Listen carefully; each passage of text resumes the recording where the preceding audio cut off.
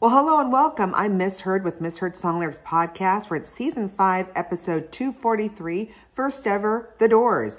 The Miss Heard song lyric is, everybody loves my baby, chicken,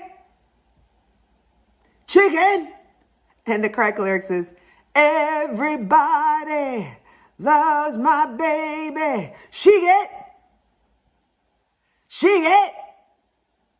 All right, we're going to go into that in a minute. But last episode, episode 242, I talked about House of the Rising Sun just last week, and I thought it was the Doors, and I found out, no, it's the Animals. So I thought, why don't I do a Doors misheard song lyric? So we're doing their famous song, Break On Through to the Other Side for episode 243. And the reason for my error is they use that same keyboard sound. I did some research, and I found out that keyboard is called a Vox Continental, which is what they say a transistorized combo organ. It has that very unique sound. Late 60s, early 70s. It's manufactured from 1962 and 71 by British musical equipment manufacturer by the name of Vox, V-O-X. It was designed for touring musicians as an alternative because it wasn't as heavy as the Hammond organ. It also supports drawbars in a similar manner to the Hammond and has a distinctive reverse colored keys. I love that. It also is the first Continentals were produced at Vox's manufacturing plant in Dartford, England, after arranging a deal with the Thomas Organ Company. Later models were produced in the U.S. and Italy. The most popular model was a single manual Continental, but other models were produced such as the budget Vox Jaguar, various dual Morgan organs, manual organs, and the experimental guitar organ and Voxmobile based on the Vox Continental's internals, and became a popular instrument in the 1960s and 70s, especially with garage and later new wave bands, but mostly used by, get this, the Beatles, the Animals, the Doors, Iron Butterfly, Elvis Costello, and Madness. See, so that's why I thought last week's song was the Doors, but it really was the Animals. And then after being phased out of production in the early 1970s, the instrument remained a sought-after combo organ by enthusiasts. And Japanese maker Korg, K-O-R-G, I've seen them, bought the Vox name, producing a new version of the Vox Continental in 2017, and various modern stage keyboards include an emulation of that organ. So it's a very popular organ at the time, and the sound you can hear throughout some of the performers at that time. Okay, so let's talk about Break On Through, and then in parentheses, To the Other Side. It's a song by American rock band The Doors and is an opening track of their debut album back in 1967, also called The Doors. Elektra Records issued the song as the group's first single, which reached number 126 in the United States, and despite its singles failure to impact the record sales charts, it became a song for them as a concert staple for the band. 24 years after its original release, Break On Through became a minor hit in the UK after it was released as a single from the soundtrack album The Doors, peaking at number 64 in the UK singles chart. That's pretty crazy. Now, the funny thing about the misheard song lyric is when it sounds like he's saying chicken, and he's actually saying she get. Well, the original song featured the refrain she get high. So she get high. But due to controversy around the word high back in the day, now, hey, you can sing about that. Producer Paul Rothchild convinced the Doors to edit the word out and just repeat she get over time, which, of course, is now our misheard song like chicken, because it sounds like he's singing about chicken, which sounds good right now. I'm kind of hungry. Instead, John Densmore noted, quote unquote, we reluctantly agreed. The band's engineer Bruce Botnick restored the missing high for the release of the 1999 box set called The Complete Studio Recording. So if you have that, you'll hear him actually singing She Get High instead of she get over and over, or chicken. Okay, who are the Doors, if you don't know? They were an American rock band formed in LA back in 1965 with vocalist Jim Morrison, keyboardist Ray Manzarek, guitarist Robbie Krieger, and drummer John Densmore. And of the four, the first two have passed away, sadly, of a heart attack, they say. Jim Morrison back in 1971, and then just recently, Manzarek died in 2013, I believe, cancer. So the other two are still alive, Robbie Krieger, guitarist, and John Densmore, percussionist drums. They're among the most influential and controversial rock acts of the 1960s due to Morrison's lyrics and voice and his erratic stage persona and legal issues. Honestly, if he was still alive and I was at one of his concerts, he'd make me sweat. You don't know what he's going to do, which to some people, especially ladies at the time, they love that. Me, scared. Anyway, the group is widely regarded as the important figure of the era's counterculture. Absolutely. And one thing I did not know is why were they called the Doors? They took its name from the title of English writer Aldous Huxley's book, The Doors of Perception, itself a reference to a quote by English poet William Blake.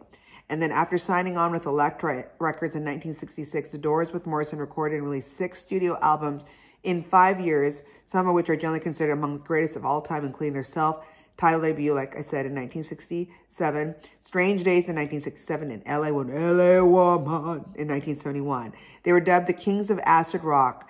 They were one of the most successful bands of their time, and by 1972, the Doors had sold over 4 million albums domestically and nearly 8 million singles. Remember, that was a time you couldn't download. You had to go and walk, run, drive, skateboard to your local record store to get that. Another did you know is, talk about erratic behavior. So back on September 17th, 1967, the Doors gave a memorable performance. So about almost 57 years ago, roughly, if I'm doing the math right. They were singing Light My Fire on the Ed Sullivan Show. And according to Manzarek, network executives asked the word higher, higher. They wanted that removed due to a possible reference to a drug use. The group appeared to agree at the time of what the execs wanted, but performing the song in its original form, because either they'd never intended to comply with the request or Jim Morrison was nervous or forgot to make the change, the group has given conflicting accounts. But when you see it, you can see it on YouTube, it looks like he meant to sing, and he made it even a more effort to say "Higher" right in the TV screen. So either way, Higher was sung out on national television, and the show's host, Ed Sullivan, canceled another 6 shows they had planned after the program's producer told the band they would never perform in the show again. And all Morrison reportedly replied to is, "Hey man, we just did the Sullivan Show." Okay, so I said earlier that he did die, Morrison, uncertain circumstances. When I look around, it's mostly heart attack, but we don't know if that was due to his drug usage or what, in 1971. And then the band continued as a trio until disbanding in 1973. They released 3 more albums in the 70s, and which one featured early recordings by Morrison before his death, and over the decades reunited on stage in various configurations. Like anything, egos get in the way. So in 2002, Manzarek, Krieger, and Ian Astbury of the Cult on vocals started performing as the Doors at the 21st Century. Well, Densmore didn't like that, and so he and the Morrison estate successfully sued them over the use of the band's name. And after a short time as Riders on the Storm, they settled on the name Manzarek Krieger and toured until Manzarek's death in 2013, sadly. The Doors were also the first American band to accumulate 8 consecutive gold LPs. That's amazing. And according to the Recording Industry Association of America, RIAA, they sold about 34 million copies or albums in the United States and over 100 million records worldwide, making them one of the best-selling bands of all times. Can you imagine what they would have sold if they were all still together and alive? The Doors have been listed as one of the greatest artists of all times by magazines, including Rolling Stones, which ranked them number 41st on the list of the 100 greatest artists of all time. And then in 1993, they were inducted into the Rock and Roll Hall of Fame. So if you do the math there, everyone was there except, of course, Jim Morrison when they were inducted to the Rock and Roll Hall of Fame. So what is the song about? So I found online via an AmericanSongwriter.com site an article titled "The Meaning Behind Break On Through to the Other Side of the Doors and Why It Became a Hit After It Debuted." So Morrison was quoted saying, quote unquote, this is what he's saying, it's about, "I've always been attracted to ideas that are about revolt against authority." No kidding. When you make your peace with authority, you become an authority. I like ideas about the breaking away or overthrowing of an established order. I'm interested in anything about revolt, disorder, chaos, especially activity that seems to have no meaning. As of, I guess, today, if you look up music video for this, it's a very basic black and white, but here's an interesting thing about that. So if you look at YouTube, there's about 4.9 million views. Music video was uploaded about 12 years ago, so not bad.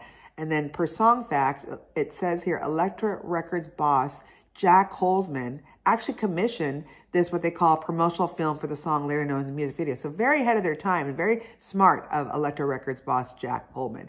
The video was directed by Mark Abramson. As Fairly basic, like I said, with excellent production value centering on the very photogenic Morrison singing the song. The video was sent to many broadcast outlets, according to songfacts.com, in hopes that they would air it. The group was an unknown commodity, so very few did, but they did use some of the clip playing at concerts in 1967 and 68. Smart, because also Morrison looked great. It was later used in various Doors video compilations and played on networks like MTV. I remember it when I was growing up. And like Beatles, the Doors were innovators in the music video medium, creating films of various kinds to accompany some of their songs. Like I said, they were ahead of their time.